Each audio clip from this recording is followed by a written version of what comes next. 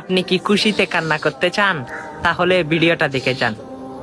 আল্লাহ বলে, হে বান্দা, তুই যতই নামাজ পড় আমি কবুল করব না, তুই যত সিজদা কর আমি কবুল করব না। তখন ওই বান্দা বলে আলহামদুলিল্লাহ। তখন আল্লাহ বলে, কিরে, তোর ইবাদত আমি কবুল করব না বলছি, তুই আলহামদুলিল্লাহ কেন বললি? তখন আল্লাহ বলে, এই বান্দা যা, তুই জাহান্নামে যা। তখন ওই বান্দা বলে আলহামদুলিল্লাহ। তখন আল্লাহ বলে, কিরে, আমি তোকে জাহান্নামে যাইতে বললাম, তুই বলস আলহামদুলিল্লাহ, ব্যাপার কি? তখন ওই বান্দা বলে, আল্লাহ, জান্নাতও আপনার, জাহান্নামও আপনার, এখন আপনি যেটাই দিয়েছেন সেটার জন্য আপনার শুকরিয়া আদায় করতেছি, আলহামদুলিল্লাহ। তখন আল্লাহ বলে, বান্দা, তুই কি জানোস না জাহান্নামের আগুন কত কষ্টকর?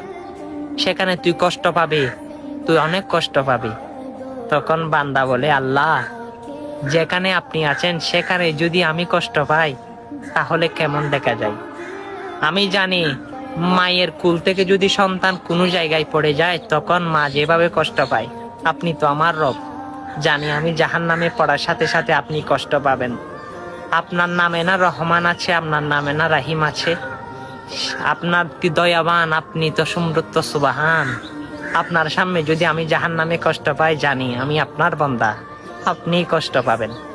তখন আমার আল্লাহ বলে, হে বান্দা, আমি তোর কথার প্রেমে পড়ে গেলাম, যা, তোর জন্য জাহান্নাম নয়, আমি জান্নাত বাদেশ করে দিয়েছি। সুবহানাল্লাহ।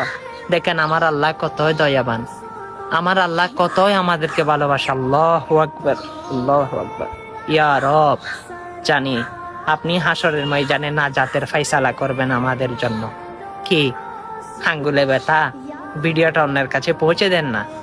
ভালোবাসার টানে খুশি হয়ে তো আপনি পৌঁছে দিতে পারেন, অনেক মানুষ আপনার কারণে সুন্দর কাহিনীগুলো শুনবে। আল্লাহু আকবার, আমিন।